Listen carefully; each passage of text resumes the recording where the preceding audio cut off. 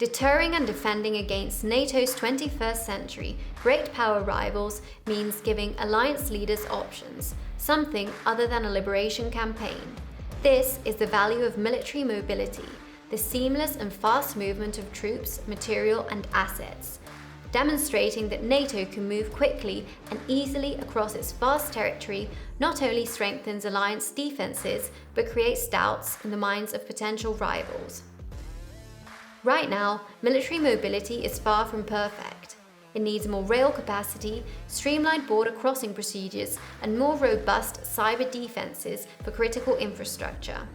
And as the United States continues shifting towards the Indo-Pacific, the need to improve European defense has never been greater. Last year, CEPA's Military Mobility Project brought together an unprecedented array of experts across sectors, including NATO, the EU, national military, industry leaders, and policy, all in an effort to provide practical recommendations to our political leaders. Today, we are pleased to present the final results, so that the transatlantic alliance is ready to face the challenges of the coming decades together.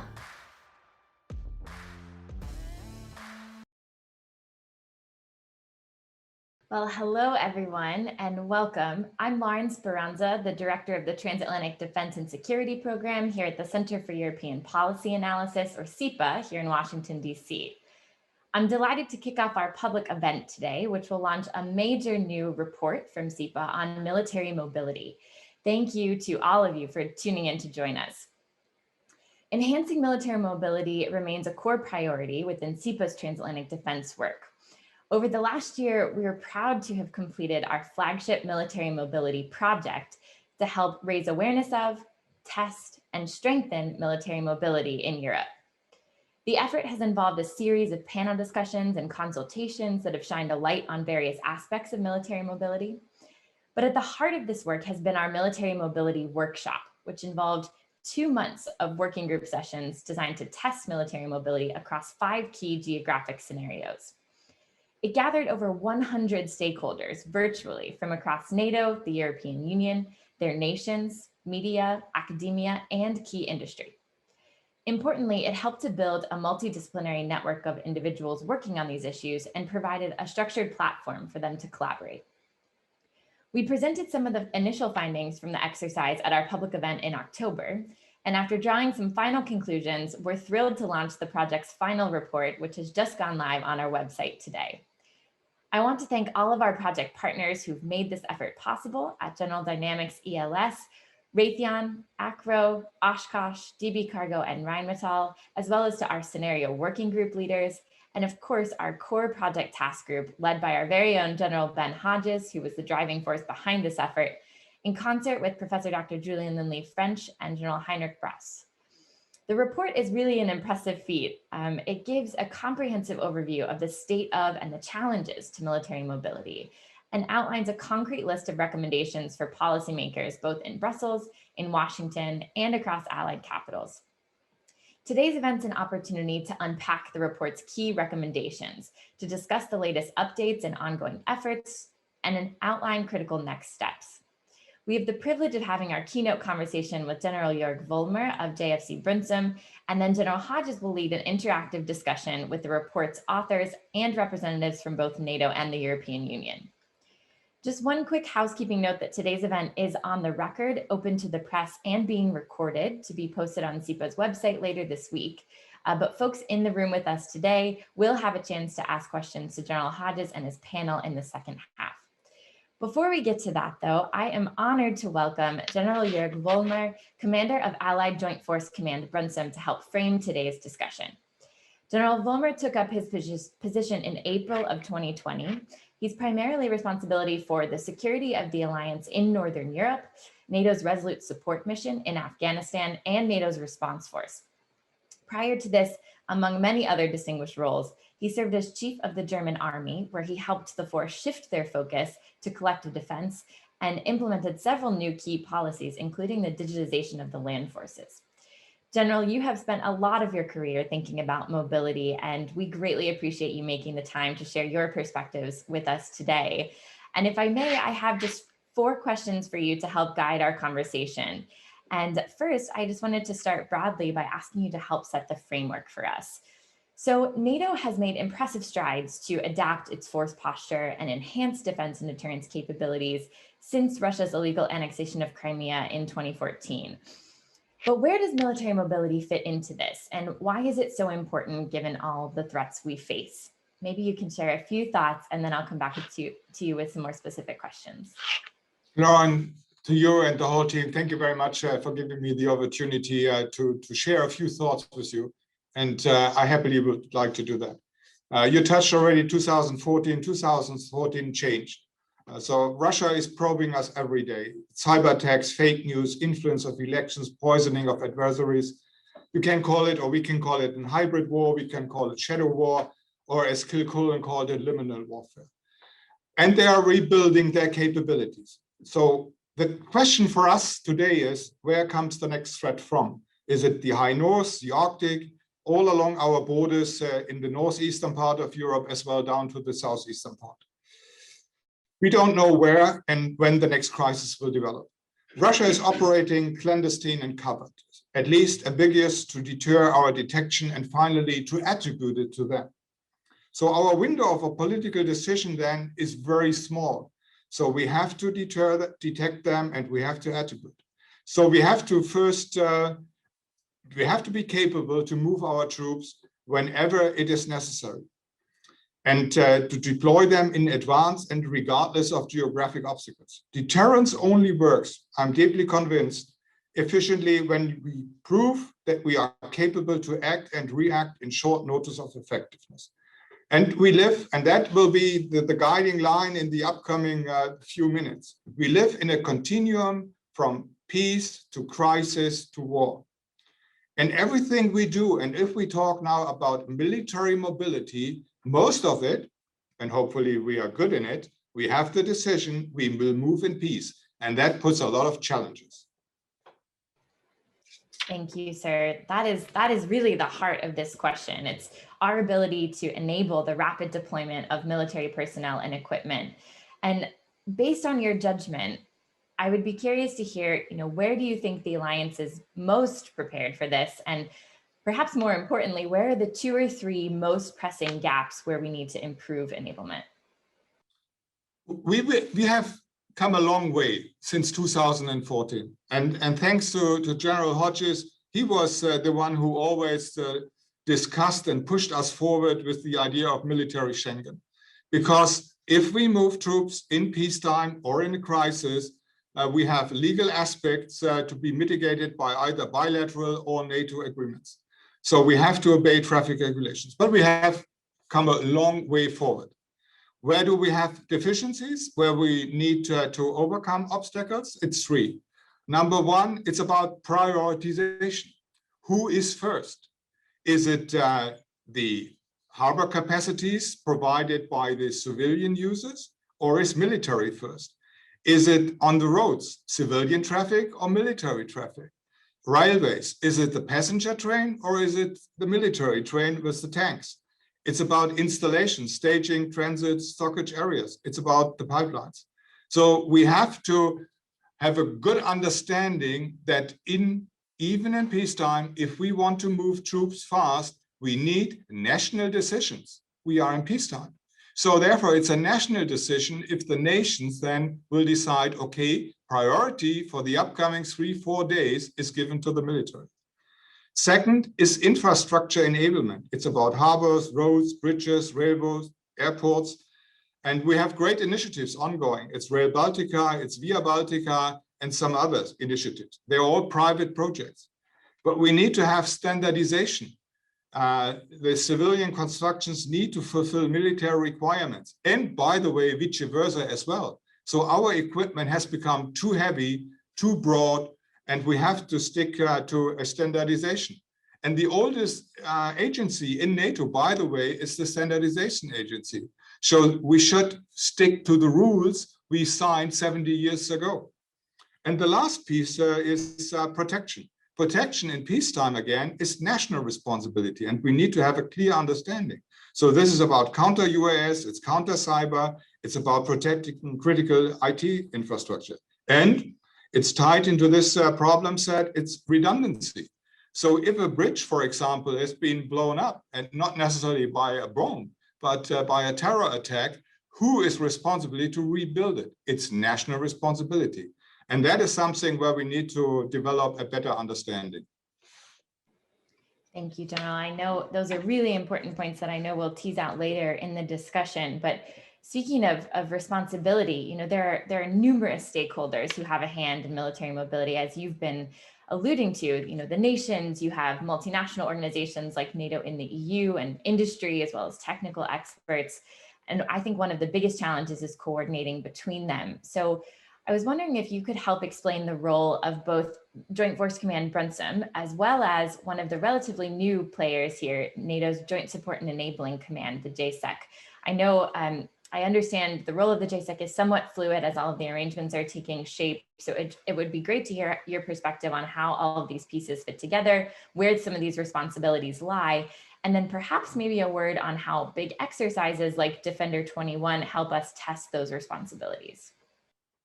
The three joint force commands, so this is Brunsum, that's Naples, and the new one which has been stood up is Norfolk. They are those who define the requirements. So what we need to move, and when the troops, the equipment, the sustainment should arrive in theater. So they define the requirements. And the logistic organization behind it or beside it, that is not a competition, is the enablement. And that is why the Joint Support Enabling Command has been stood up and is working closely together with the Standing Joint Logistics Support Group and all the other logistic groups. So it's requirement, and requirement meets what is available. And it's about prioritization. So I talked before about prioritization between civilian traffic and military traffic. This is one piece. The other piece is between all those organizations which are providing troops. So there are national assets, troops under NATO command, European Union might play a role. So we have a lot of stakeholders, and we need to define in which sequence is who given the capabilities to move the troops. And that is at all levels and always incorporating the civilian side. Again, that's important to have these kind of exercises again, where we talk with each other, the military as well as the civilian side, and to have a clear understanding how these decision processes are conducted. And we need exercises again. And we saw Defender last year, we will see Defender 21 this year. And these exercises are important for helping us to understand the requirements on the one side and who is providing the necessary assets on the other side. And I'm deeply convinced that we have to step up these kind of exercises, and including with all who play a decisive role in the defense of Europe. So we have to pre-plan, of course. And an argument I heard after the huge exercise after 2018, when we deployed all the troops to Norway, was, yeah, you could do that because you had time and 1.5 years in advance. Yeah, that's true. But we have to do this planning, and we have to conduct these kind of deployments. Otherwise, we will not be able to become better and better in what we are doing. And one last point, if I may, it also ties into it. It's about pre-stocking material. And again, to understand what is needed. We don't know where the next crisis will start, be it in the high north, be it in northeastern Europe or southeastern Europe. But we need to have an understanding that we have to pre-stock material. So it's all what we need for sustainment. It's fuel, spare parts, ammunition, barrier plants, medical, electricity. So we have to push hubs forward, and we have a good concept already on that, but it needs to be implemented. That's really helpful. Thank you so much, General. Well, I know we are coming to the end of our time shortly, so I wanted to ask maybe one final question and have it be a little bit forward-looking. So I know we're all looking to the next NATO summit, which we're expecting to happen this summer. And I'm wondering if you're anticipating any key updates or initiatives or progress to be announced with respect to military mobility. And if not, maybe what is the #1 thing that you would encourage transatlantic political leaders to do to help enhance military mobility going forward? I foresee 2 points which will be discussed at the next NATO summit because it's already on the agenda. #1 is China, and the #2 is resilience. So point #1 concerning China, I have my doubts if we really clearly understand where we already have Chinese influence. For example, the 3 major Chinese seaport operators, they hold already stakes in 12 ports spread across Europe and Mediterranean Sea. Several, almost entirely, of these ports are within Chinese hand. They have the full control of the container terminal and majority control of port authority. Do we all understand what that means if we need these ports in peacetime to deploy our troops? And so we need assured access and control of critical infrastructure, and that is of central importance to national resilience. So this is one of the things I think we need to have a better understanding in China. The second thing is about resilience, and they will discuss this topic as well. And resilience relies on capabilities, on common processes, on standardization, on enabled infrastructure and sustainment precautions. And by all means, we have to avoid that we have a competition between the nations, NATO, European Union. We are all aiming at the same goal. That is to protect and defend our countries. So every organization, every nation plays an important role, and we have to understand that we have to work hand in glove. So no competition is required by no means. And I would finish with military mobility is key to success. So we will lose the war or the crisis if we are not prepared already in peacetime. And military mobility is key to it with a lot of different facets. Thank you. It was a pleasure to give a few thoughts. Thank you so much, General Vollmer. Great way to start off our conversation. Thank you for lending your voice to this critical discussion. We really appreciate your time, all the work you're doing for the Alliance as well, and we look forward to staying in touch with you on these issues. Thank you so much to you and your team. Yeah, thank you. Fantastic. Well, that was a great way to tee up some of the issues that I know you're eager to tease out a bit more, General Hodges. So I will pass to you to chair the second portion of our event here and introduce our next panel of speakers. Lauren, thank you. And to General Vollmer, thanks so much for giving us a purpose. I mean, ultimately, Joint Forces Command Brunsum, Joint Force Command Naples, or perhaps in an EU format, women and men of our armed forces are going to have to move quickly to prevent a crisis or respond to a crisis. So when you can hear the requirement from the commander, it is so helpful, and gives us a sense of urgency. So General Vollmer, thanks you and your team. You got a huge job. Okay, a couple of points here. First, encourage everybody to use the Q&A function. We've got an hour and 10 minutes here, so we ought to be able to not only address the recommendations coming out of our report, that's the result of a year's worth of effort, in-person and virtual workshops and so on, with expertise from around all over Europe. But we want to make sure we're able to address things that are in the front of your mind. We're not just going to read the report to you. The report is actually available to everybody. We want to highlight some of the recommendations and address what your concerns are. I also recognize that, think tanks, we put out reports. These are our best effort to capture the facts and offer analysis and meaningful recommendations. That means when you have 20 recommendations, probably every one of those recommendations could be challenged by somebody. Otherwise, it would have already been done. So I accept the challenge. If somebody thinks we have maybe some of our facts are wrong, or you want to challenge the analysis, please do it, because what we care about is getting it right.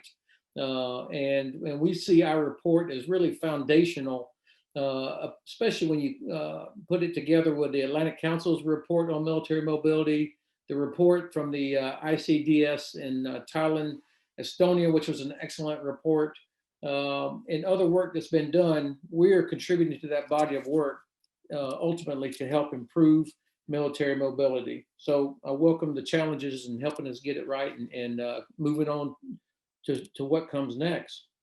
I also wanted to highlight something I saw yesterday. It was a headline from a Reuters report that said, the headline said, U.S. is ready to help the EU speed up troop movement to meet Russia's challenge. Now, the story actually is a good story, but the headline was very misleading because it implied that the United States was putting their shoulder behind an EU army or something like that. Nothing's further from the truth.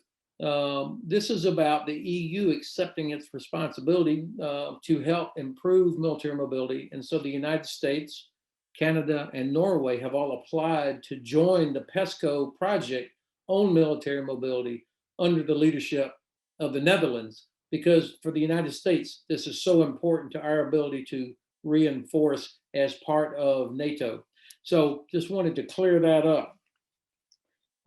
Okay, so last point before I turn to you, Julian, about our process. We used 5 different scenarios, and we picked 5 to make sure that we would touch almost every corner of Europe, and also just about every country in Europe and every agency in Europe, because I learned about 4 years ago that NATO actually does not have much in the way of authority or resources to address all the military mobility problems, although they have the most requirements. In fact, the resources and authorities reside inside the European Union and in various other European agencies and inside the nations. And so that's why we picked 5 scenarios to make sure that everybody would have a stake in this. I think one of the biggest contributions of the process and of the report is that we have, maybe for the first time, the most comprehensive list of who in Europe has a responsibility or a stake in this, whether it's under the umbrella of the European Union, the alliance, the nations, industry, academia. And so I think if you don't take anything else out from the report, you'll find a list of who's who that cares about military mobility. And we've got 4 people to help us today to address some of these things. Professor Dr. Julian Lindley French, of course, one of our senior mentors, well-known strategic thinker and writer, and he had the pen for the final report, ably assisted by Lieutenant General retired Heinrich Brauss, legendary officer from the Bundeswehr, and who spent 3 years that in dog years would be about 20 years working at NATO with defense planning and policy. So these were the twin towers here of insight and wisdom on putting the report together. But then we had Tania Latici, a brilliant young woman who works with the European Parliament and 3 or 4 other things all at the same time, that she helped make sure that we understood what we were looking at and didn't lose sight of the role of the European Union and also the Parliament. And then Group Captain Liz Purcell, a human dynamo from SHAPE, with a career of transportation experience around the world. So Group Captain Purcell brings a perspective directly from SHAPE. So that's our team that did this. And of course, we had 5 working group leaders, 1 for each of the 5 scenarios. And I believe that most of them are actually in the audience today and might be able to help answer questions we'll have. All right, with that, Julian, Professor Lindley French, what are the critical supporting factors that go into military mobility?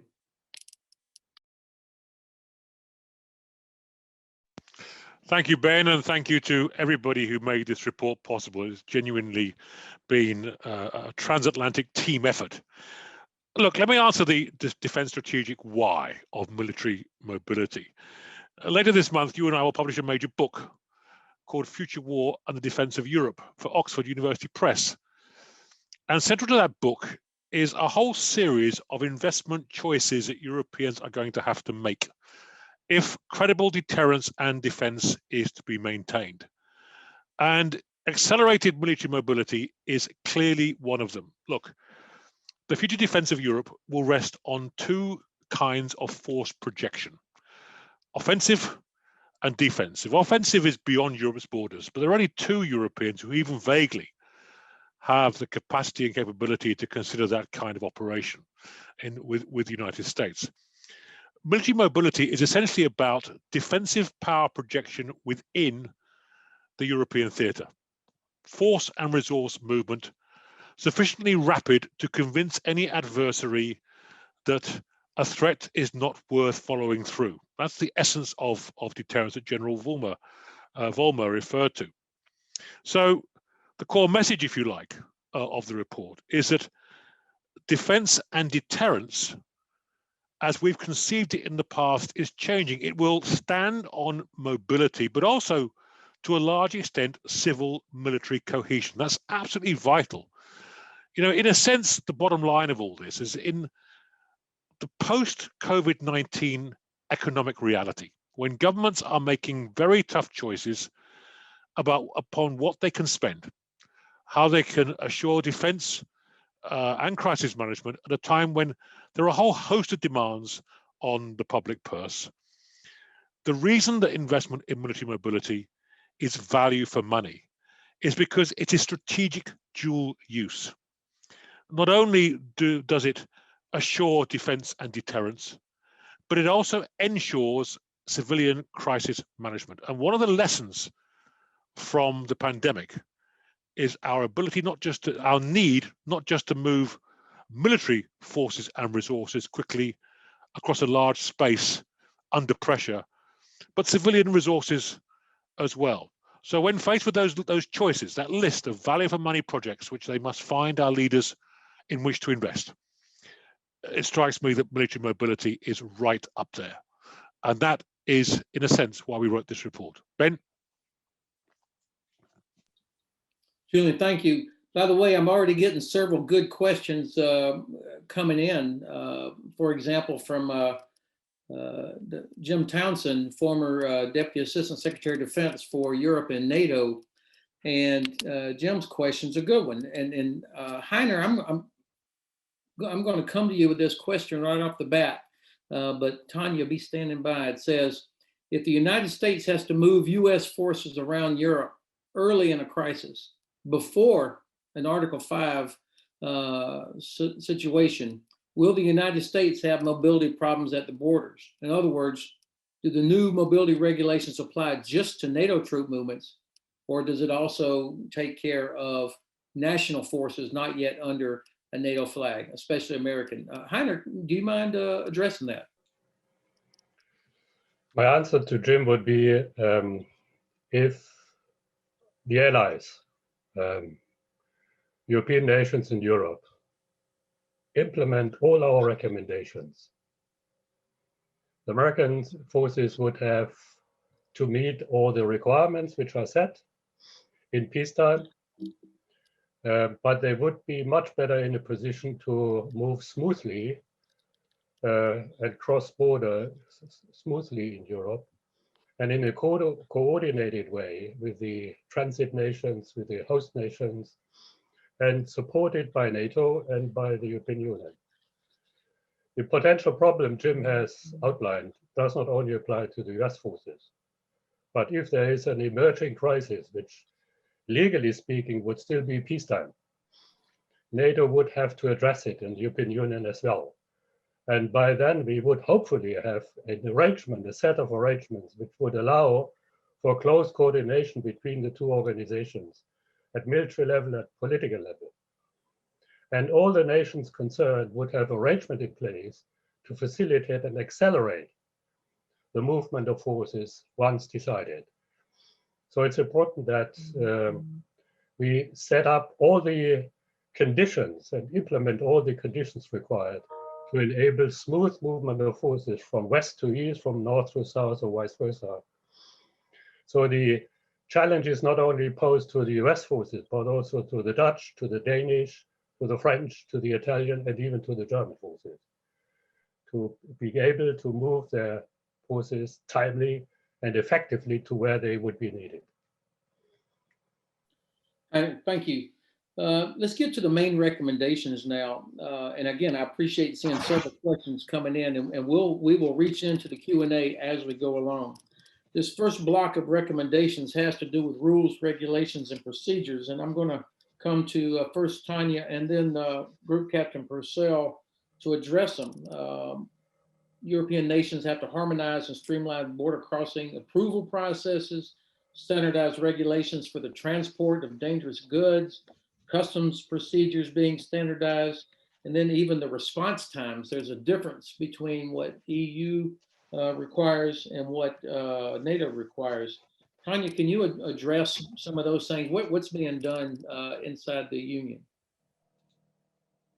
Yes, thank you very much, Ben. Thank you very much, CEPA, for the invite. But really, a special thanks to you, Ben, because your dedication to this project on military mobility couldn't even be deterred by a global pandemic. So I just wanted to say congrats to you for that. Now, the CEPA report that has just been launched identifies 3 principal factors that should be key or essential in driving all efforts on military mobility. They are high-level political engagement, military planning, and a whole of government approach. Now, if I were to sum each of them up in one word, they would be the politics, the military, and resilience. And these 3 will be the focus of my introductory remarks, which I will paint with an EU brush. Now, first, the politics.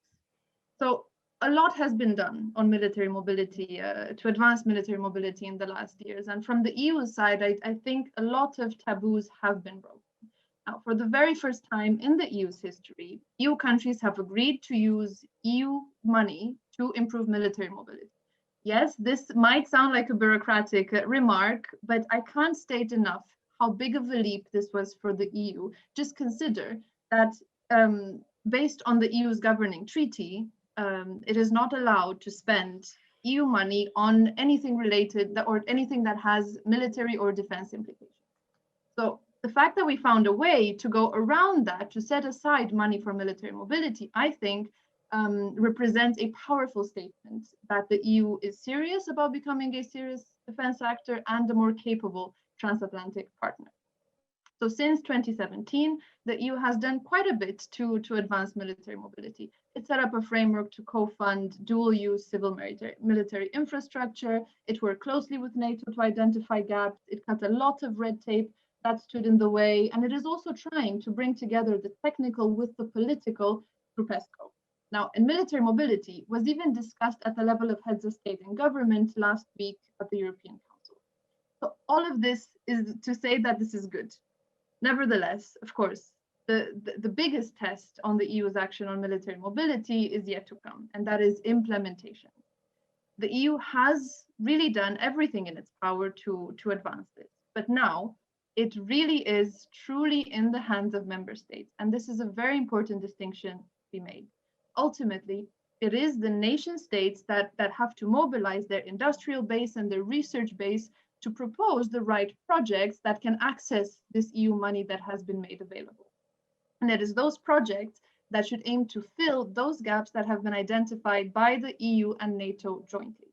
And the secret ingredient here is, of course, you've guessed it, politics. And if countries don't make military mobility a political priority, then the results would be commensurate. In order to get this secret ingredient, I'm convinced that both the EU and NATO must double down on political incentives to encourage military mobility to become a priority in individual nation states. And they should do so in an utmost coordinated manner. The EU really bent over backwards to try to bring this money to the table. But now NATO can also play a bigger role in identifying the right or in creating the right incentives to bring this money to the table so that it's spent wisely. And one very effective way to do that is to formally count military mobility as part of the 2%. And this is also highlighted by the CEPA report. Now, in the NATO 2030 Young Leaders report, which I had the honor to co-coordinate, we even go further. We advocate that allies should already start thinking about a new metric altogether that is much more holistic and inclusive of such civil military efforts like military mobility. So that was briefly on the politics. Now, on my second point, the military. On the military, NATO's in the lead. Tania, No one is trying to take away this lead. I'm sorry, excuse me for cutting you off.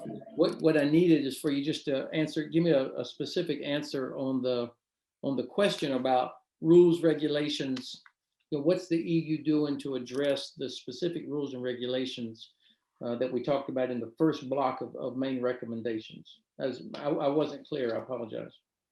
No, but I think I mentioned that there was a fund that was set up to co-fund dual-use civil military infrastructure. There was a lot of work done with NATO to identify these gaps, a lot of red tape that was cut and permissions that have been granted. And to Jim's question, for instance, NATO has a form called 302 that enables these cross-border, the transport of cross-border military goods and permissions. Now, the EU developed an identical form that enables the same sort of transport. So the answer is the permission is there also for US troops, but then the limitation is in terms of the transport infrastructure, which is aimed to be addressed by this EU fund on military mobility. Super. Thank you very much. Everybody can hear and see why we have you on the team to help us work through all this, because it is complicated. Group Captain Purcell, Liz, from a shape perspective, in terms of what are there 2 or 3 rules and regulations that are still out there that need to be addressed from a shape perspective? Thanks for the question, General. I'm sure there are many more than that, to be completely honest. I think Tania's exactly right that this is actually all in the hands of the nations. Only the nations can change their own regulations. The really important bit that's missing from that is the umbrella of well, I'm speaking from a NATO perspective, of NATO oversight to bring in this standardization and to streamline, which clearly we would all like. NATO has been recommending to our allies what we need them to do. And we have, of course, tasked our subordinate commands within Allied Command operations to set the conditions for military mobility across the alliance. Reinforcement is, of course, reactive by nature. So it's really important that the allies are doing this work in peacetime to set the conditions with NATO oversight from our subordinate commands. So we do have political level, of course, we have our structured dialogue with the EU. But in addition to that, at the political level, we really need all the allies to follow a whole of government approach, because this is far bigger than just military logistics. I hope that answers your question. It does. Thanks a lot. Now, one of the questions that's already come in addresses that a little bit. It's from Andrew Budd. It says, and Julian, I'm gonna come back to you to answer this, please. It says, is there a mindset issue here? While we talk of peace, crisis, conflict, others talk of being somewhere on a scale between crisis and conflict, and we don't know where we are in the gray zone. Acknowledgement of this could or should lead to an understanding of a sense of priority of mobility assets, infrastructure for defense and security purposes, and help speed up military Schengen issues. Thank you, Ben, and thank you to Andrew for the excellent question. Look, let me respond to that by looking at the infrastructure aspects of the report, because when you invest in such infrastructures, you are signaling deterrence. You are signaling that you understand the seriousness of the challenge. In the report, we call for a comprehensive infrastructure assessment that should be undertaken by responsible headquarters and staffs. We want to make full use of the European Commission's Trans-European Transport Network policy. I think when Tania said that progress has been made, I think what's important is a precedent for further progress has now been established. And it's very important as part of our deterrent posture that policy is communicated to all and sundry about our intent. We also need to develop infrastructure for heavier military equipment. I listened to what General Vollmer said about making equipment lighter and smaller. I'm afraid, General, I don't buy it. When I look at the planning, it seems to be getting bigger and heavier and heavier and bigger. So infrastructure is going to have to work around that.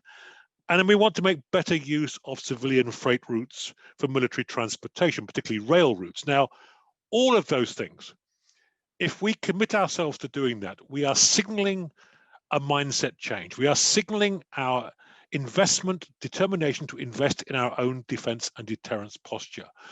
I think if you speak to certainly certain colleagues in Russia and China, as I regularly do, you'll find, you'll get the impression very quickly that we're all words and not deeds. And what strikes me as important about the report findings is that this is about deeds beyond words. Ben? Thank you, sir. So the next question I'm going to send to Heiner and to Tania. I'm departing, as you guys have already spotted, I'm departing from our script just a little bit because there's so many good questions that are touching all the things anyway, and I'd rather do that. So hang on, and as always, you can answer whatever question you want, regardless of what I say anyhow. So Heiner and then Tania. This is from our friend Sebastian Sprenger, well-known journalist who covers defense issues. Sebastian says, given that many Germans tend to get their britches in a bunch, that's kind of a mixed American and British colloquialism, but I think you know what I'm talking about. Whenever the Deutsche Bahn is 5 minutes late, how do you envision convincing the populations that peacetime prioritization of troop movements, as General Vollmer stressed, is important? Heiner and then Tania. My answer goes not only to Mr. Sprenger, but also to a degree in complementing Julian to Andrew, but it's in the first place about leadership engagement. If the heads of state and government find a way to make clear that military mobility matters, that it is important for maintaining peace, that it is crucial for NATO and the European Union to be responsive and effective in a crisis, to deter a war.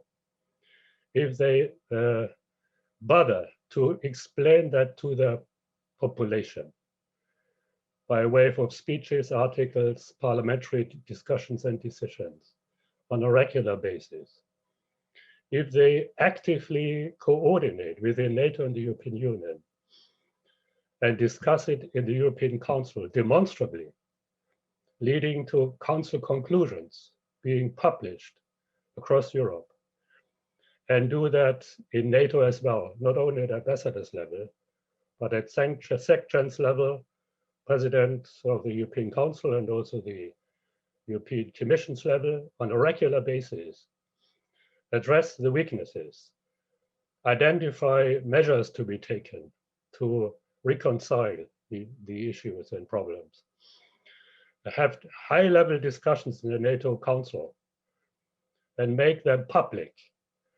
and then make sure that the military mobility is being implemented by way of demonstrable coordination between NATO and the European Union and the capitals involved, and exercise their forces on a regular basis, not just every 2 years, but every 3 months, with different sizes and compositions, but many nations involved. Then I think the population gets used to it and will understand and support it, even in my country. But it's particularly important that we do it because we are located in a central position and are effectively the hub for military mobility for the whole of Europe. Tania. Yes, thank you, Ben. It's absolutely a key question, and I think building on what Heinrich said, it's not just about troop movement. It's bigger than that. It's about crisis response. It's about critical infrastructure. I think this is the frame that we have to use. We have to enlarge the narrative, to bring it closer to the citizen, to see how exactly this impacts the daily life of citizens. How and why should your country spend money on this as compared to the pandemic recovery, for example, or social rights? We have to enlarge the narrative, and we have to engage beyond the think tanks, beyond the NAC, beyond the European Council. There has to be more genuine engagement. And I think NATO is doing a great job on this through the NATO Young Leaders group, through the policy hackathons that they're doing. Even if it's much larger than that, it contributes to the NATO narrative. why NATO exists. And then once you make that connection, you can also make the connection of why you need military mobility. So that would be my. Great, thank you. So let's talk infrastructure for a minute. Julian, I'm going to come back to you. Our analysis and the working groups identified or confirmed what many already suspected, was that the amount of infrastructure that could hold the weight, tunnels that were wide enough, is there enough infrastructure to help cross the literally thousands of wet gaps that have to be crossed if you move troops, say, from Germany all the way up towards Thailand? What have we learned in this process about infrastructure, and how do we address that shortfall? Well, thank you, Ben. I mean, those of us who are old enough to remember the Cold War, remember those signs on bridges which indicated that the bridge was sufficiently capable of taking tanks and other military vehicles. The simple answer is no. Since the end of the Cold War, much of the infrastructure has been built mainly to civilian standards, and understandably so. But that now has to change. I think it's clearly going to need a bespoke investment package as part of the recovery program from COVID for the whole of Europe. Infrastructure will need to become dual use in this sense. But at the same time, we need to better understand what's already out there. Arteries, if for example, there is a force of weight X, length Y, what is the best route? What are the routes available for it to achieve its position? That can be done with software and technology. So it's not just about building the infrastructure. It's about using information technologies to make our commanders and our forces fully aware of options, redundancy, and those questions. And the report does indeed identify that. But I come back to a central point. The UK integrated review will be published this month. We've just had the French actualisation stratégique. One's got to start seeing a much more overt statement of military mobility ambition in those defense reviews, because where the rubber hits the road, to excuse the pun, is at the national level. And infrastructure takes a long time to develop. Although we recognize in the report that we need to strengthen networks, reinforce networks, build some new networks, we need to have a short, medium, and long-term plan to be able to understand how we would move a force and its resource where it needs to be quickly enough to assure deterrence. Let me finish with this. NATO is not in the defense business, it's in the deterrence business. Deterrence is the essence of everything that we do. And military mobility and what makes military mobility work is the core of deterrence itself. So this stuff is important, and it's time that governments recognize it as such. Ben? Julian, thank you. The part of the challenge on the infrastructure is just getting an arm around the problem. I mean, depending on who you talk to, you'll get different numbers of rivers or bridges that are needed, what the challenges are. And I remember when I was at U.S. Army Europe, we had difficulty just getting our arms around all the data to build up the database necessary to fully understand, have a complete picture of the infrastructure. Some nations were reluctant to give it up for security reasons. And then I have to admit that even in my own headquarters, I couldn't blend what my engineers had with what the intelligence guys had into one database. So there is a technological challenge out there that I know people are working on. And of course, there are some technologies that are being developed, such as mounting a device on a vehicle and then it goes the route from A to B that measures dimensions of bridges, overhead passes, weight, and capacity, and so on. So that's a task that I know the alliance is working on, and that the nations are working on. Certainly, though, General Vollmer was correct. Our tanks. When you talk about putting an Abrams tank on the back of a Het, I mean, we're talking well over 120 tons, 130 tons, and you start running out of bridges that can sustain that moving around Europe. So the idea of robotics or unmanned turrets, for example, anything that can begin to reduce the weight of armored vehicles will certainly be helpful. Okay, Yeah, I like this question. This will go back to Tania. It comes from Keys Klompenhover. Has consideration been given to development of an EU legal instrument, a directive, to harmonize regulations of nations on transit in the case of crisis or exercises? So I can't speak of the actual legal nature of this, but I can tell you that the political commitment is there, and the fact that NATO is on board helps a lot. The fact that now we have the US, Norway, and Canada pushing for this as well and being on board again helps a lot to create this momentum, and for individual nations to also see the value of EU added value in implementing this. So to give more power to the EU to harmonize this in more authority. So that's what I can comment on. Ben, can I add a note to that? Please. Fully agree with Tania. I just talked just now about the short, the medium, and long term. These legal issues about easing cross-border movement for forces, dangerous goods in particular, these are short-term fixes. We can fix these things pretty quickly before we get into the infrastructural questions. The most important thing is we build momentum towards 2030 when we're aimed to have the kind of mobility that we identify in the report in place. So Tania's absolutely right to say that we're making progress, but we need to deliver on these NATO, EU, and indeed member state agreements over the legal transit of borders of forces, and in particular dangerous goods. Thanks, Ben. Next question comes from Holger Purpa from the Oberstleutnant Purpa from the Military Engineering Center of Excellence. And I'm going to send it to Group Captain Purcell since it's a specific question about NATO's bridging capabilities. So the question is, and Liz, I know you're a Royal Air Force, but you're a transporter at heart, so you've probably got some insight for us on this. NATO is lacking military bridging capabilities, in particular, wider wet gap crossing capabilities, apart from the fact that, in addition, most national military bridging systems are not interoperable. What do you think about, or what's your assessment of NATO's bridging stocks or prepositioned bridging equipment at different places? Okay, well, thank you for that question. So I do know that it is a constraint. It is a constraint that we are aware of. There's an infrastructure and engineering branch here at SHAPE that is digging deeply into that. As they develop it's part of the SHAPE infrastructure master plan, where they're working with the allies to get a better understanding, a better awareness of infrastructure across the alliance. And bridging is clearly part of that. How we solve it? Well, with my NATO hat on, I haven't got any bridging.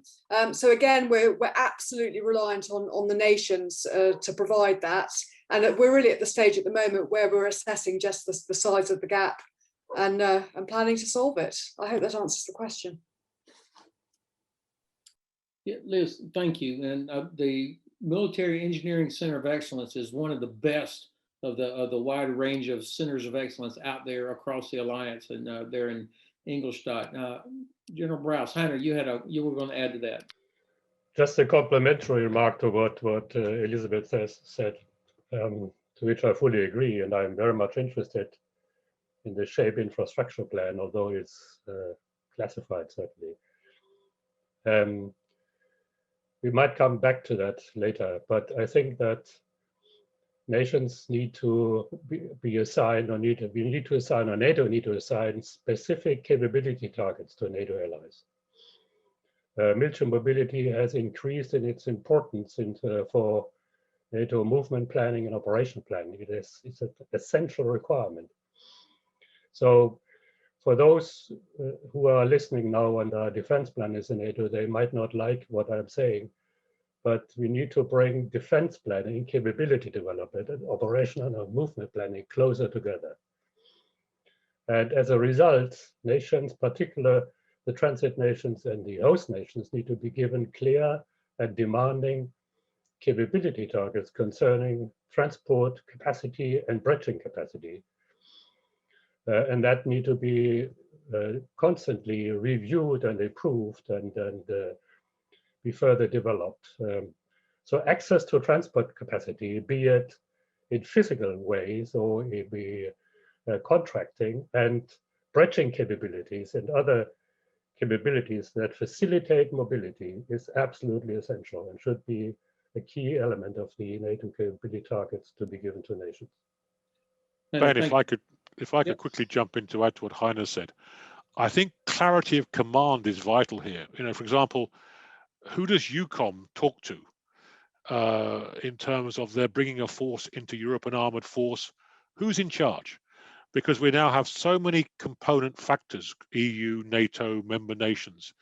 It's very, very clear for mobility to be assured that that everyone understands who is responsible for what in movement. So I've got 3 questions that have come up from reference China. So let me touch all 3 questions first, and then I'll turn to a couple of you to offer some insight. And of course, we heard General Vollmer mention China as well. All right, the first one comes from Peter Flory. He says, General Vollmer discussed China's influence and reach. I'd appreciate the views of the panel on this topic, including implications of China's current and future presence in European transport and communications infrastructure, including Huawei. So that was the first one. You'll see that all 3 of these are similar. The second one is from Takashi Suzuki. I would like to ask a question about a relationship between military mobility and China's activities in Europe. Are there any things that China is doing to involve infrastructure development linked with military mobility? Is this a threat or is it an opportunity? And then from Michael Birnbaum, the Washington Post. To what extent does China's control of strategic infrastructure in Europe affect the military mobility issues you're trying to fix? Is Chinese investment sufficiently limited that it's not a big deal? Or is it an issue that policymakers need to be thinking about? So let me try Heiner, Tania, and Julian, and then Liz, if you have a comment on that, I'll come to you, okay? So Heiner. Maybe I try to answer the questions in conjunction. The questions are very valid, and China has been put on the political agenda of NATO, and is, as the Secretary General recently stated, a key issue for NATO to address, a defining issue. Although China is not a direct adversary to NATO, it is due to its aspirations to become a world power and the implication that the US are turning to the Far East. It is a clear risk to the Western community. And the Chinese strategy, the Belt and Road strategy, which is both geo-economic and geopolitical strategy, by investing into critical infrastructure in Europe and Africa and elsewhere, into transport infrastructure, think of the harbor of Piraeus, for example, in telecommunication infrastructure, in the energy sector. This strategy is a clear risk to NATO in case of a crisis or a conflict in Europe and need to be addressed. It is now being subsumed within NATO under the key requirement of improving resilience. So NATO has an enhanced concept of resilience. It's not just about defending against cyber and hybrid, but it's also becoming aware of the risk associated with geo-economic and strategic investment by an autocratic state, which is liaised in a way with Russia in Europe. And China has been put on the agenda and will be addressed regularly. Defense ministers just discussed it, foreign ministers will discuss it. And as General Vollmer has clearly outlined, it will be discussed by heads of state and government, and there will be decisions taken in order to enhance resilience of NATO and allies. Ben. Sorry, did you call upon me or Julian? Tania, please. Okay, yes, thanks. Just to complement Heinrich, this question is ultimately about resilience, whether it's Chinese owned, whether it's particular transport investments, it's about resilience. So I think we have to enlarge a bit the scope of this question to encompass all areas of resilience and critical infrastructure. The way it stands today, the broad distinction between the EU and NATO is that NATO does collective territorial defense and the EU does crisis management in the neighborhood. When it comes to resilience, this distinction becomes completely irrelevant because today's hybrid threats, the insecurity of supply chains, insecure foreign investments that the questions referred to, as well as what we mentioned before, the online battle for hearts and minds, all of these affect the EU and NATO in equal measure and do severely impact military mobility if they're targeted that way. The CEPA report recognizes the importance of cyber resilience, of societal resilience for military mobility, and you point to a whole of government approach as the solution to this, rightly so.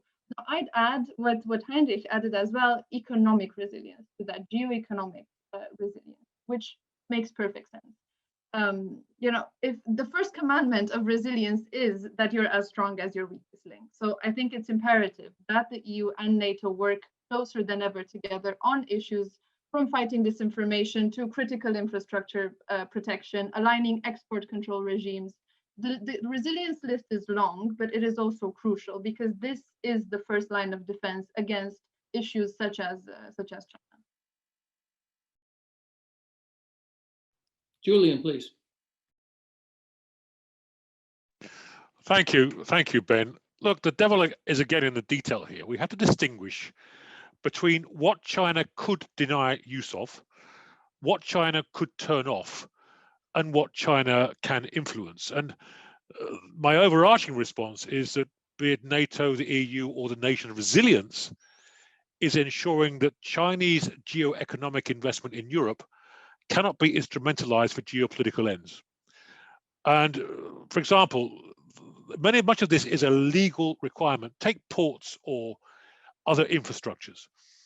There's a wonderfully named British tradition called stuffed, ships taken up from trade, which means that ships can be requisitioned by the government in the case of an emergency, as during the Falklands War in '82, and used by British forces. Now, if there was some kind of legal framework whereby whatever the ownership of an asset or infrastructure, when an emergency is declared, that asset is immediately transferred for use by the authorities, it's hard to see what China could do short of blowing it up, which of course they would not. So there's a lot of, I would suggest, fear about this. But there are practical solutions which can limit the impact of China's geo-economic investment. Now, what more concerns me is China's ability to erode the cohesion of the alliance and the union in a crisis, its influence over governments. And that's much harder to combat. Our friend Edward Lucas said to me the other day that some of that is actually exaggerated, that China is finding it harder to instrumentalize governments through debt in Europe that it had clearly hoped. We have to guard against that. But I think the practical use of ports and other infrastructures can be protected against. And we've seen with the response to Hawaii that European governments are now awake to the threat that they could become overly vulnerable on a Chinese supplier that could have a decisive effect in a crisis. Ben? Brilliant, thanks. Liz, I'm gonna give you 3 questions, all right? But they're all 3 right in your specialty area, so I think you can handle all 3 of them. The first one is from Tadeusz Prizda. Says, for smooth mobility of troops in case of emergency, we need dedicated infrastructure. What about fuel pipelines? Is NATO going to improve that? So there's a question about dedicated fuel pipelines. And then there's a second question from Chuck Berry about the long haul communications and data links necessary. So do we have the communications infrastructure, both terrestrial and undersea between the US and Europe, and then around Europe, of course, that's protected? And then the third question, again for you, Liz, what's the utility of exercises such as the Defender 20 exercise, Defender 21 coming up to help inform and contribute to military mobility? So 1, 2, 3, bang, bang, bang. You know, that's really exciting. Thanks, General. Okay, So I've got a really, really simple answer to all three questions. It's all about network. There is an absolute requirement for NATO and the EU to have a cross-functional network across the alliance, across the European continent. And that's cross-functional, clearly from an infrastructure perspective, absolutely, because you've got to move stuff, but you've got to know how your mobility corridors link together. You've got to understand the handling capacities at the ports and airports, and whether or not they're run by China, because that is a threat. You've got to understand where your fuel is, where it's stored, what type of fuel it is, where it comes from, yes, and how you distribute it. You've got to understand your CIS connectivity, which answers the second question. You've got to understand that the nations can talk to each other. When you're busy trying to move military stuff, you really need that connectivity so that you can deconflict the flow and not result in log jams at every border crossing. And as far as exercises go, there's no better way to practice military mobility than to do it for real and to roll across borders, particularly from a NATO perspective, have up to 30 nations rolling across borders at the same time, with very slightly different kit and all slightly different procedures. We really do need to try and standardize this. NATO's looking at all this, but I'll go back to my strap line, which is it's all about network. Extremely well done. All right. And I agree with you, by the way. So, Julian, I'm going to give you a heads up. 2 questions coming your way they're more strategic questions and have a political edge to them. But I want you to have a minute to kind of think about them because they're both sort of related. The first one comes from Krzysztof Tubakchuk. It says, it looks like Russia will soon settle in Belarus. In this context, timing will be a massive challenge if Russian troops are closer to NATO borders. How does NATO plan to meet that challenge? And then from Piotr Kurzilo, what possibilities does Europe have if Russians start a new war around Donbass? Okay, what would be implications for military? And the answer might be none, but I wanted to give you a moment to think about those two. Let me come to Tania now. Tania, there was a question from our friend Valentin Berca, who's a Romanian rail expert, and he's been part of our working groups and has been helping us with us throughout. And he asked a question that I know this is not exactly your specialty, but you're so good at addressing the bigger picture and making it relevant, so I'm going to come to you anyway. And he asked about the utility of a north-south rail link that connects Gdansk to either Odessa on the Black Sea or Constanta, whether this is under the 3 Seas Initiative or some other EU transportation network program. How would you address that, please? Thanks, Ben. I mean, Valentin is a rail expert, so I'm sure he can assess the value of such a rail network better than I can. But just to say that all such investments will be welcome, not only for their contribution to deterrence and troop mobility, but for regional economic development, which also very much has an impact on the ability of the alliance to function and the contributions of allies. So I think it's welcome from all perspectives. This particular rail connection that you mentioned, I think from Gdansk to the port of Constanța in Romania, the Black Sea, this one is actually funded by the United States. There was a deal just cut, I think, at the end of 2020. So certainly, of course, it's welcome. Every such investment is welcome, but at the same time, it's really important to, as you say, keep in mind the bigger picture. Keep in mind civ-mil requirements. Try to find synergies. Try to identify projects in that link that could be eligible for co-funding EU money. So just to keep in mind the bigger picture while developing such projects, because they are strategic. They're not just transport infrastructure dimension. So that's what I could say. So thanks for you handled that very well. So before I turn to Julian, just a heads up to everybody, we're at about the 16-minute mark now to go, and I want to use the last 5 minutes to give everybody a chance to so what's next? What we've got these brilliant recommendations, and but they're all achievable, but they're all hard. So I'm going to ask each of the four of you to be thinking about at the end, what's your, okay, we've got the recommendations, now what? What do you do? So what? Who needs to move out on these things? What are the sort of processes or events or opportunities? So Julian, back to you now. A question about the Russians in Belarus. What's the significance there? And then what about if things really increase in Ukraine? And this kind of goes to Jim Townsend's question. You know, the President of the United States said that Ukrainian sovereignty is a priority for the United States. So what are the implications there? Well, look at a map would be my first response. That if Russia did move into Belarus, and there are still big questions about that because there would be a series of challenges if they did that. But they would strangle the Baltic states or threaten to. They'd be able to exert malign coercion south and north. The Suwalki Gap would become virtually unsustainable with Russian forces sitting directly where they'd be sitting.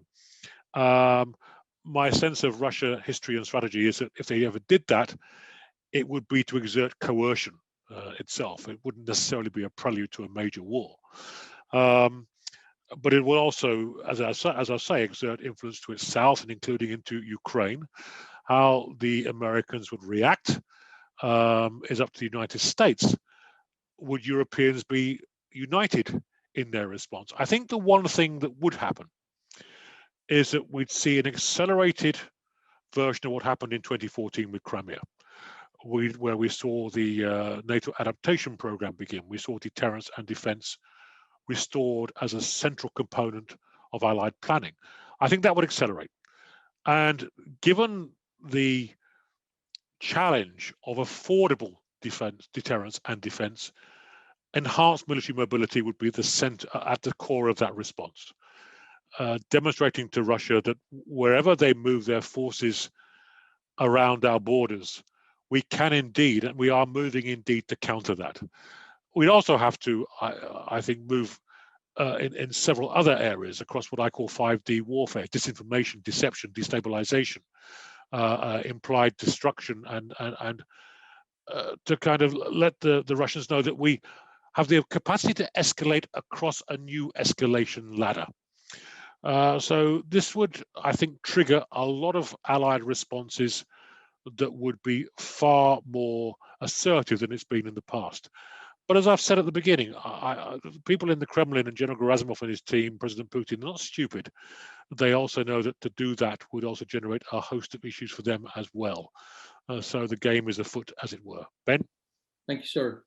Hey, Andrew Budd came back, by the way, with a piece of information that to share with everyone. It's back to China. He says, General, just for information, at NATO headquarters, our Geo-Information Services team is mapping Chinese investment in infrastructure in terms of the Belt Road Initiative. This includes in the Euro-Atlantic area and looks at ports, airports, transport links, and telecommunications. Andrew, thanks for that. I was pretty certain that the right people were alive to this and making sure we can identify it so that we know our vulnerabilities. Andrew, thanks very much. So Brooks Tigner from Jane's Defense asked, and Heiner, this will come to you and to Group Captain Purcell, says, your report recommends that national territorial commands responsible for host nation support for forced deployment or transit should be established in every country where they do not exist. I think actually, Julian, you'll remember this was Admiral Bauer's a specified requirement for him as the Chief of Defense of the Netherlands, and with Netherlands being the lead in PESCO, and of course, Admiral Bauer is the incoming chairman of the military committee.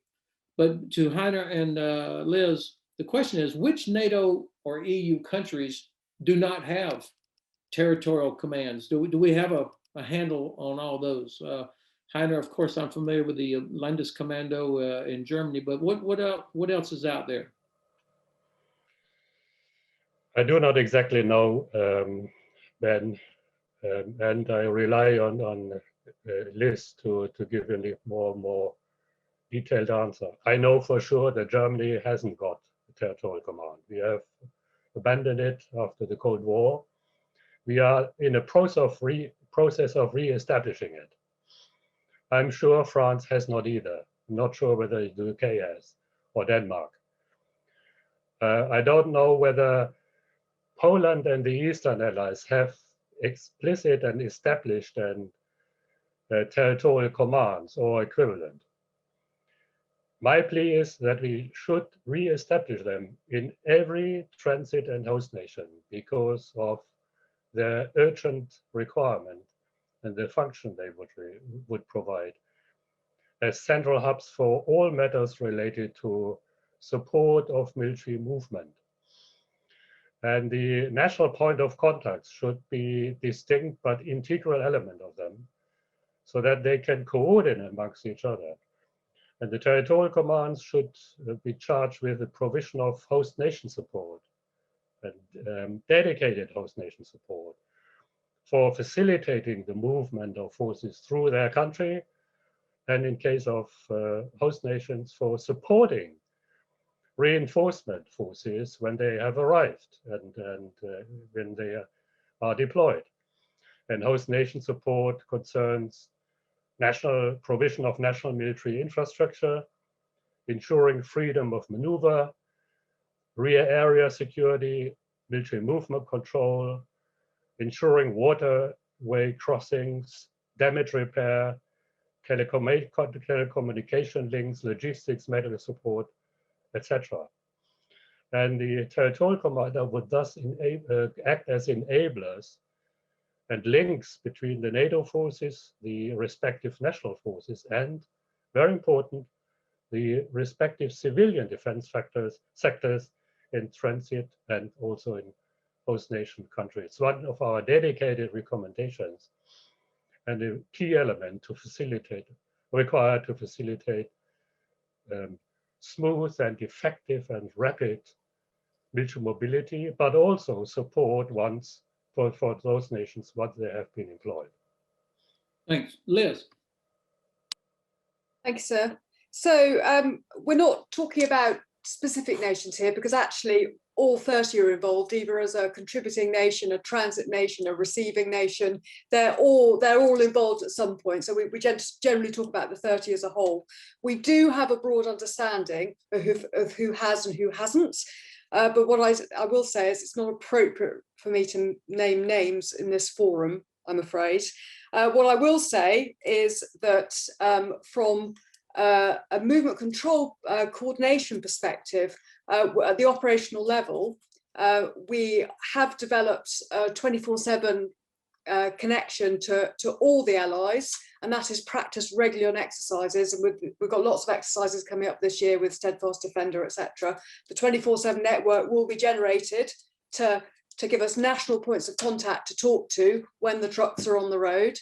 At the political level, we do have a single national point of contact in each nation at ministerial level. So if anything goes wrong and borders shut, then clearly we've got a ministerial level point of contact as well. But the National Territorial Command's great idea, perhaps needs developing further. Thank you.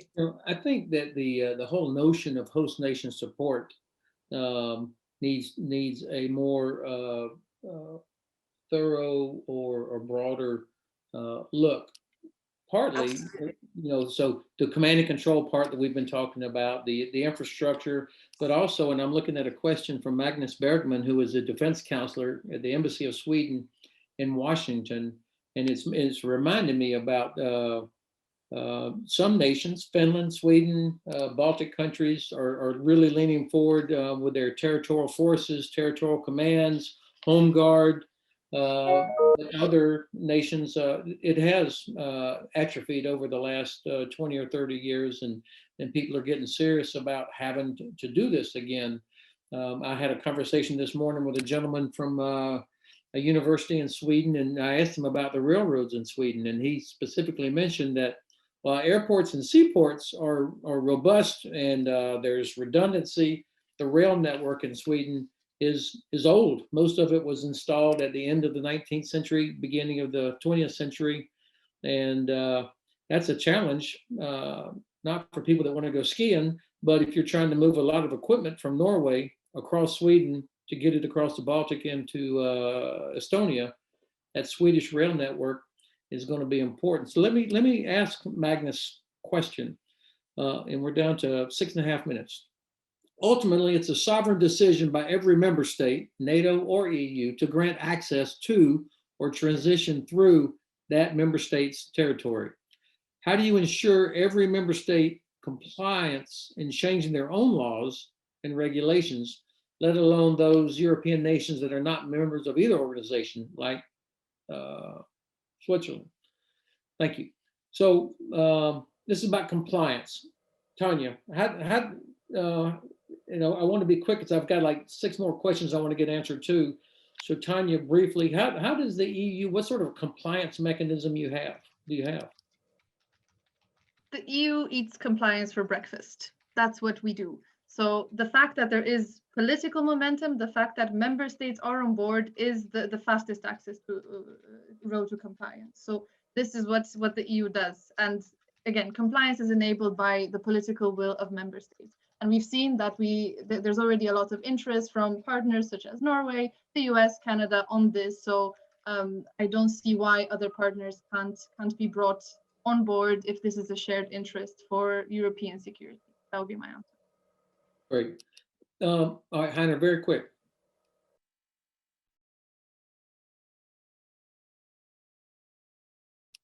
Heiner, you're muted. European Union, in addition to what Tania said, and I fully subscribe to what she said, they are eating compliance for breakfast. That's one key theme. They have established the EU Action Plan on Military Mobility, as everybody knows. And one of these topics is the need for EU member states to adapt their laws and regulations with a view to coming to harmonized solutions. So it's part of their, if you wish, membership of the European Union and the other nations in NATO as well.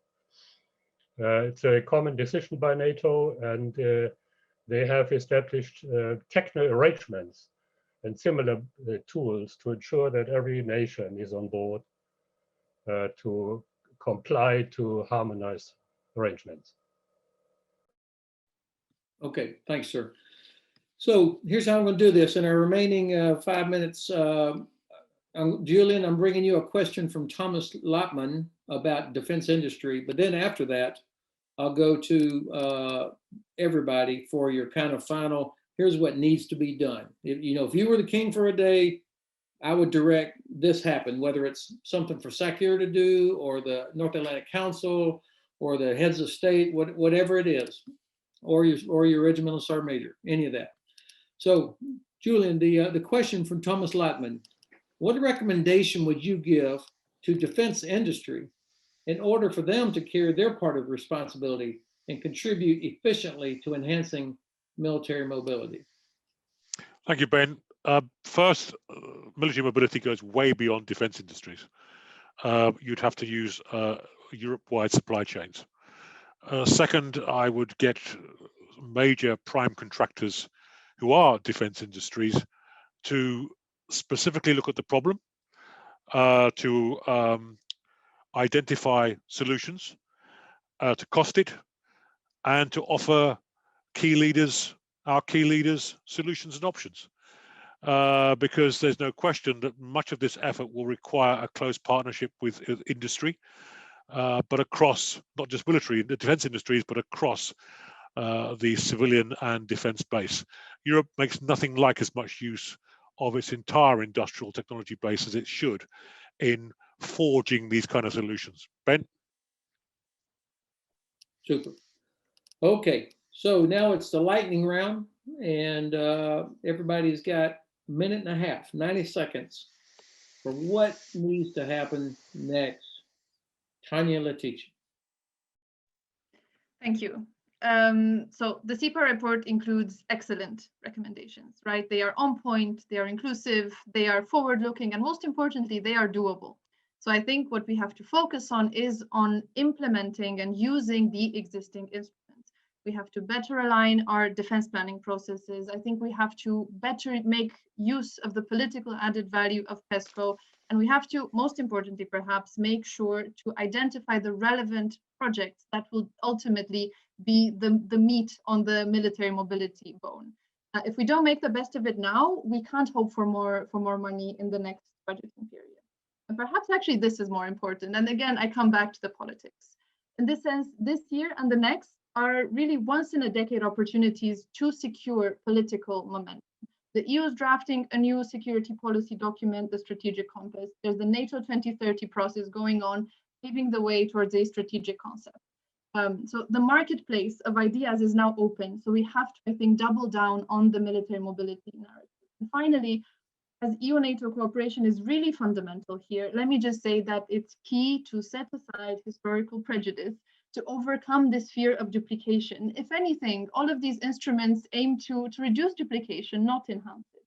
So to put it differently, and I'll end on this, no one wins if the EU is weak on defense, but everybody wins if the EU becomes stronger on defense and can deliver a European pillar in NATO. Thanks. Heiner. Very strong answer by Tania, which I couldn't agree more. It's absolutely true that we have an opportunity with the NATO 2030 process in parallel to the development of the strategic compass. And military mobility should play a role in both and in a coordinated way. And what she was saying that it's also about encouraging the political level. I fully subscribe to it. I would suggest, for example, that Germany as the country in the center as a hub for military mobility, German defense minister, and the Dutch defense minister leading the PESCO project for military mobility European Union, plus the United States who intend to participate in that project, and the UK who are essential for deterrence and defense, should come together and start an initiative on how to accelerate and give additional political support to implementation of the action plan of the European Union, enablement plan in NATO, and how to ensure that they are closely coordinated. Secretary General of NATO and the two presidents of the European Union should regularly put military mobility on the agenda when they meet, and should oversee the implementation, address open issues, and task their staff, and that is very important, the key leaders of the staff in NATO and the European Union, to engage personally. In parentheses, this is lacking, to my observation. Finally, the military leaders in NATO, Chairman Military Committee, Sakya, Chairman EU Military Committee, Scholz, should devote a whole afternoon of their regular meetings to address military mobility and what is required to accelerate and facilitate the military implementation of the two action plans and to better coordinate it. Yeah, over to you. Thank you. Magnus' question was a good one about compliance, and the EU does have leverage. NATO does not have leverage for compliance. At the end of the day, nations will do what the nations will do. And your point about leadership, making it a priority and then following through on it, of course, that's always the challenge because there are so many requirements. All right, Group Captain Purcell. Yes, sir. Okay, so I mentioned it already, reinforcement by its nature is reactive. We must set the conditions in peacetime, and it's all about establishing a cross-functional network across Europe. And for that, we are reliant on the nations to implement the work strands that we advise them on and that we recommend, and we do need oversight by the NATO subordinate commands. Thank you. Okay, Professor, Dr. Julian Linden-French, take it home.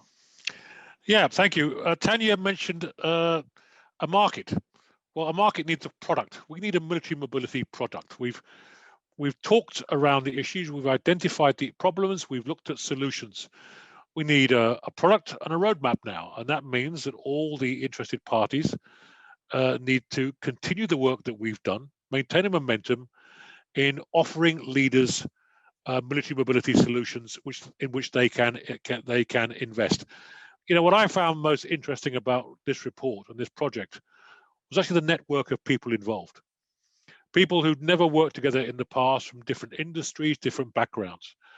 If I had one specific thing I would change now, it is NATO classification and who has access to what information. Because if we are going to move from blah, blah to action, involving the partners we will need to have on board. Then there are people who are traditionally have nothing to do with defense, who have no security clearance, who are going to need access to information to help make our objectives happen. So we're going to have to be a lot more open and a lot more determined to implement a clear plan so that by 2030, at the very latest, the military mobility vision at the center of the report is realized. Ben? Okay, team, thanks very much. And to show that even at the ripe old age of 62, almost 63, I can still learn. Tadeusz, thanks very much for helping me pronounce your name correctly. Chivda. Okay, the spelling looks nothing like that, but he assures me that's how you pronounce it. So thanks very much. This has been a great journey to get to where we are. So I'm grateful for CEPA and all the participants, not just an incredible team that's here on the screen now, but people along the way who have helped us. We want to get this right, because at the end of the day, this is about preventing conflict. It's about ensuring that our armed forces can move, but also healthcare professionals can move. People that have to protect our fellow citizens can move to prevent a conflict. Thanks to all of you very much.